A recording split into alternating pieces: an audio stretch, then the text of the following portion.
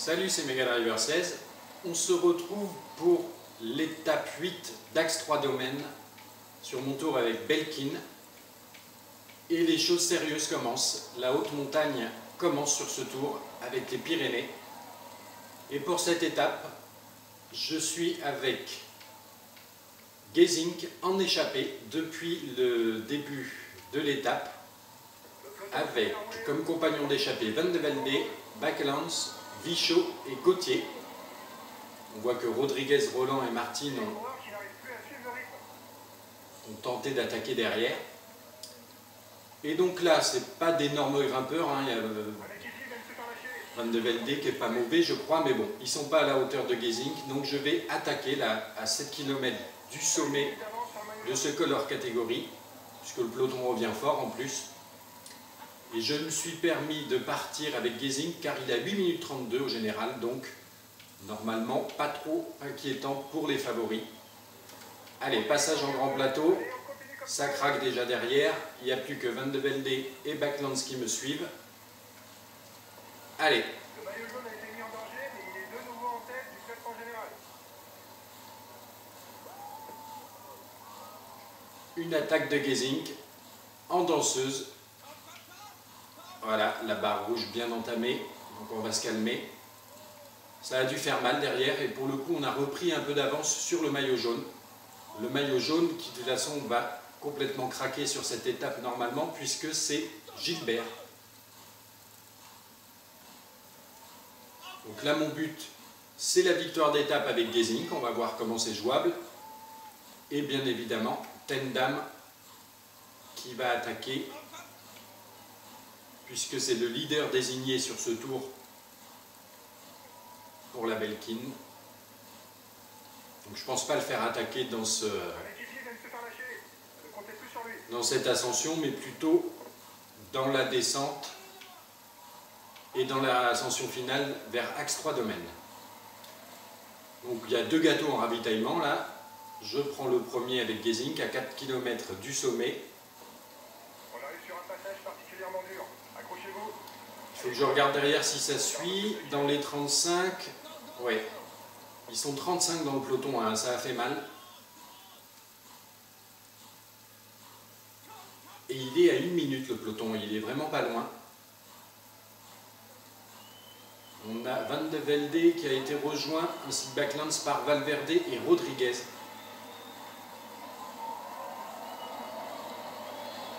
Comment il est là? Tendam, il n'est pas très bien non plus. Hein. Je vais demander à Mollema de le protéger. Ok, je vais le protéger. Je vais prendre le dernier ravitaillement avec Gesink. Donc Gilbert qui a bien lâché, on le voit, il est à 4,35. Par contre derrière, il y a un groupe de poursuivants donc.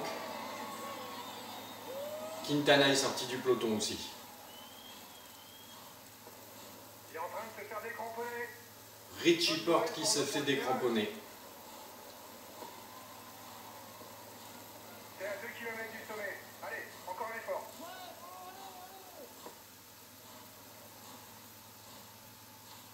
J'ai un petit peu peur pour Tendam là. Allez, je repasse le petit plateau puisque là, j'avais plus de jaune. Froome qui est leader virtuel, d'accord. Voilà, Tendam un peu plus loin là.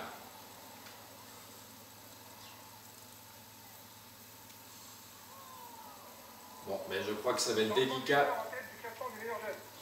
pour Gesink la victoire d'étape, puisqu'ils ne sont pas loin derrière, hein, à 1 minute 35.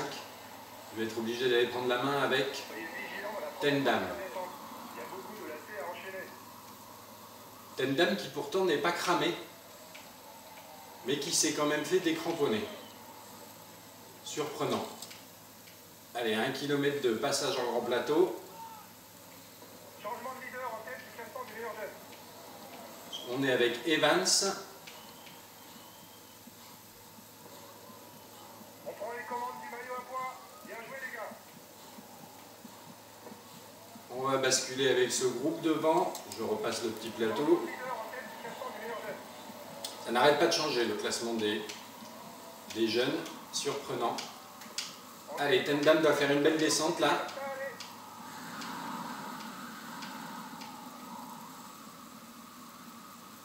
On doit récupérer Froome. Qu'est-ce que ça dit devant?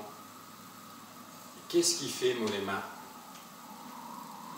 Ah, mais c'est peut-être parce que je lui ai demandé de protéger par inadvertance Gesink au lieu de Tendam. Ça pourrait expliquer. En tout cas, je lui ai demandé de m'attendre à Mollema. L'avance du groupe de tête. D'accord, j'attends.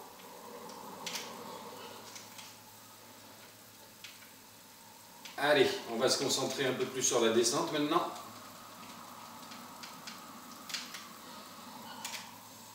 Faire jouer les freins et voir quel est ce groupe là devant. Est-ce que ce serait le groupe Froome?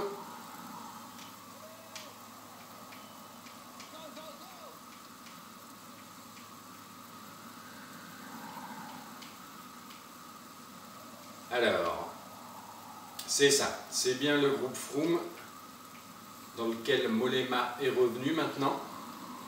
Et Gesink a 2 minutes 22 d'avance sur ce groupe, c'est pas mal. Oui, ils s'arrêtent complètement là, on ne sait pas ce qu'ils font. C'est toujours surprenant de voir ça, un arrêt dans le virage, ou alors il y en a un qui a raté justement sa trajectoire et ça a peut-être freiné tout le monde. Je crois qu'il y avait Froome d'ailleurs, j'ai cru voir passer.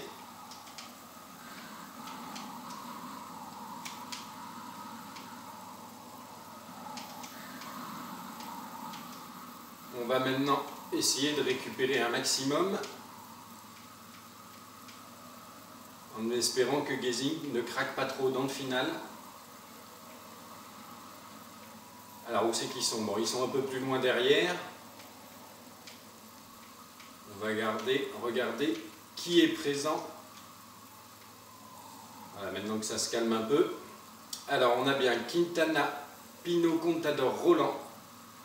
C'est ceux qui sont juste devant. Moi je suis avec Mollema et donc derrière, un tout petit peu plus loin, on a Froome, Gadré, Valverde et Rodriguez qui s'est un peu fait décrocher aussi, quoique à 10 secondes de Froome. Le peloton roule fort, restez bien placés les gars. En tout cas là, c'est pas forcément la peine Encore 10 km avant l'arrivée pour les hommes de tête.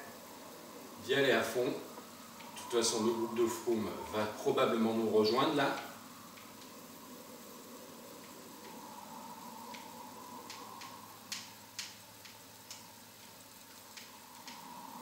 Je vais demander à Mollema de me protéger. Ok, je viens de protéger. Et j'ai récupéré toute ma barre jaune. C'est une bonne nouvelle pour l'ascension finale qu'on va donc pouvoir faire à fond.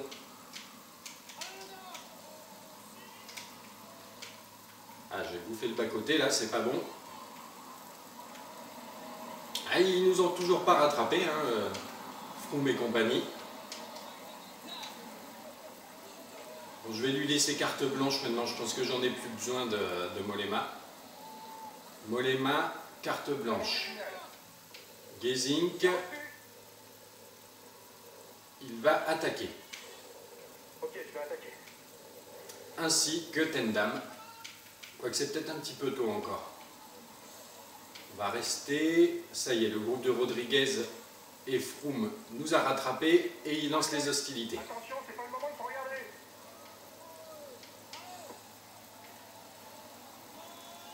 Quintana, Contador, Pinot, Froome qui reste tranquille pour le moment.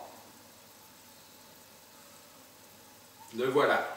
Il est juste derrière moi. Il y a Mollema aussi. 6 km de l'arrivée. Combien il a d'avance Gesink? Ça réduit fortement, à 1,45.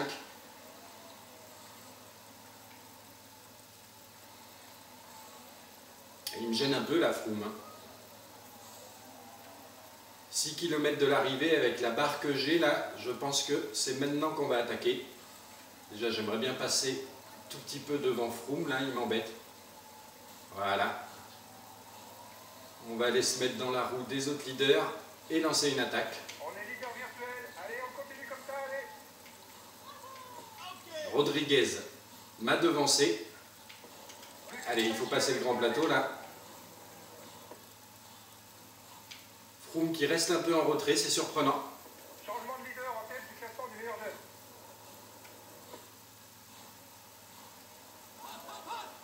Gesink qui n'a plus que 55 secondes d'avance. Ça va être dur. Tendam qui revient fort là sur les Movistar. Rodriguez et Contador.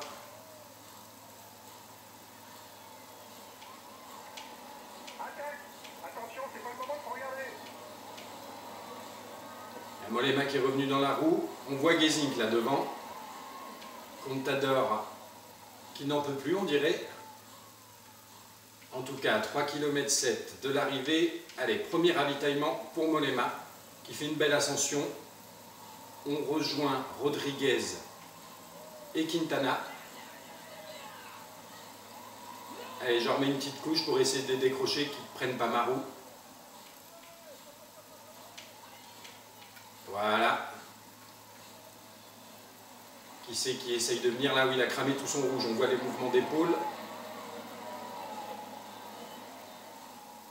En tout cas, Mollema, non, il est toujours dans le groupe derrière, avec les autres favoris, a priori. Là, il y a le Colombien, je pense que c'est Quintana de la Movistar qui s'accroche, ou alors c'est Valverde, je ne sais pas trop. Moi, je prends mon dernier ravitaillement avec Tendam, toujours en grand plateau.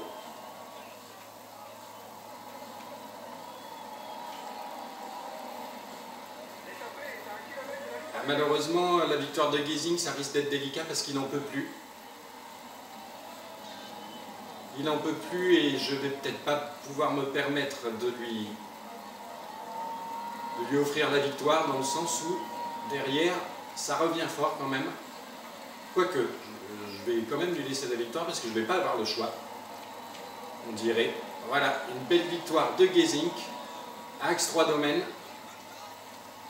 Peut-être dans le même temps, on va voir Tendam deuxième, donc un beau doublé. Quintana troisième et Froome qui perd quand même 20 secondes sur Quintana, peut-être 30 sur Tendam. Et Mollema toujours dans le top 10, ça c'est pas mal, avec Contador, dans le même temps que Contador et Rodriguez.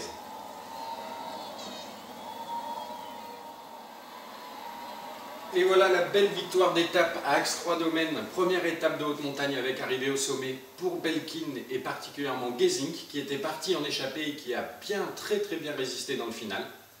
Il m'a même surpris vraiment dans le dernier kilomètre. Je ne sais pas, c'est pas lui qui s'impose, qui prend le maillot jaune, ça doit être Tendam justement, qui arrive deuxième, peut-être dans le même temps, en tout cas moins de 10 secondes derrière. Oui, c'est Tendam qui prend le maillot jaune, c'est sûr maintenant. Le maillot à poids qui doit être pris par Gesink, qui est passé en tête des deux difficultés de la journée, en tout cas du col hors catégorie, et il arrive en tête de l'étape au sommet d'Axe 3 Domaines. 3 maillots distinctifs, non pas 3 maillots distinctifs, la victoire d'étape et 2 maillots distinctifs, c'est pas mal. Là, la Belkin a frappé un grand coup sur cette première étape de montagne, sur le début des choses sérieuses de ce Tour de France. En plaçant 3 coureurs dans le top 10, la victoire d'étape et le maillot jaune et le maillot à poids. Donc nous avons bien au niveau de l'étape Gesink qui s'impose 8 secondes devant Tendam et on prend quand même presque 30 secondes à Froome qui termine à 37. Donc Mollema comme on l'a vu avec Contador et Rodriguez, beau résultat. Ce qui nous donne donc au général Tendam qui prend la tête 33 secondes devant Froome. Mollema, troisième à 1,02, intéressant aussi. Au maillot de la montagne, c'est donc Gesink qui s'impose, enfin qui prend le maillot à poids avec 45 points.